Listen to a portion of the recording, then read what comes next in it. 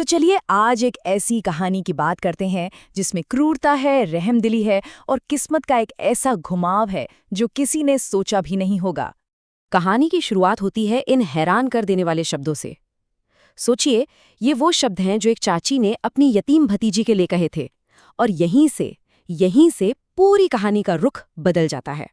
तो उन शब्दों को समझने के लिए हमें सबसे पहले मिलना होगा ज़ैनब से। ज़ैनब एक 18 साल की लड़की है। उसके माता पिता नहीं रहे और वो अपने चाचा के परिवार के साथ रहती है।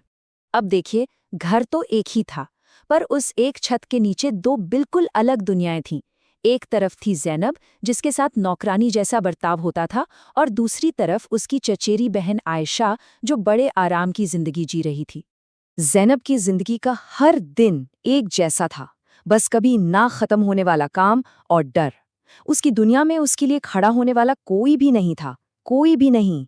तो अब हम कहानी के उस दिन पर आते हैं जिस दिन सब कुछ बदल गया। इसकी शुरुआत हुई दरवाजे पर हुई एक दस्तक से। दरवाजे पर एक भिखारी था, फटे पुराने कपड़ों में। वो बस खुदा के नाम पर कुछ मदद मांग रहा था। और उसी पल शकीला यानी ज़ैनब की चाची एक ऐसा फैसला लेती है जो किसी के भी होश उड़ा दे। वो इसे किसी की मदद करने का नहीं, बल्कि ज़ैनब से, जिसे वो एक बोझ समझती थी, उससे छुटकारा पाने का मौका समझती है। ज़ैनब गिड़गिड़ाती रही, रोती रही, लेकिन उसकी एक न सुनी गई। दरवाज़ा उसके मुंह पर बंद कर दिया गया और उसे एक अनजान शख्स के हवाले कर दिया गया।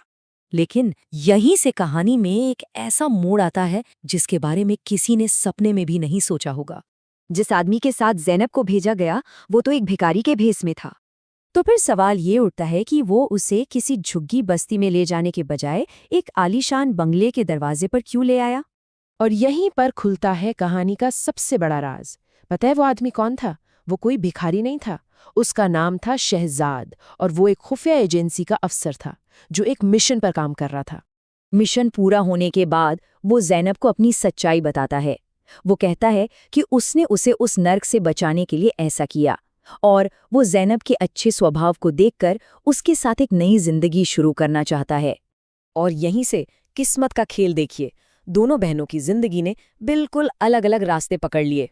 एक तरफ जहां ज़ैनब की जिंदगी प्यार और खुशियों से भर गई, वहीं दूसरी तरफ आयशा और उसके परिवार की जिंदगी पूरी तरह से बिखर गई। एक के बाद एक हादसों ने उन्हें सड़क पर ला खड़ा किया। और तब जाकर शकीला को अपनी गलती का एहसास होता है। लेकिन अफसोस, ये एहसास तब होता है जब उसकी अपनी दुनिया पूरी तरह उजड़ चुकी होती है। कहानी का ये सफ़र हमें एक आखिरी और बहुत ही असरदार मोड़ पर ले आता है। कई साल बीत जाते हैं, ज़ैनब अब एक खुशहाल जिंदगी जी रही है, और फिर एक दिन उसका सामना अपने अतीत से होता है। देखिए, वक्त कैसे बदल गया था। जो कभी जुल्म करते थे वो आज लाचार थे, और जो कभी बेबस थी आज वो एक मजबूत जिंदगी जी रही थी।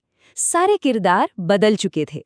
उसकी चाची शकीला उसे पहचान लेती है और कांपती हुई आवाज में शर्मिंदगी से उससे माफी मांगती है।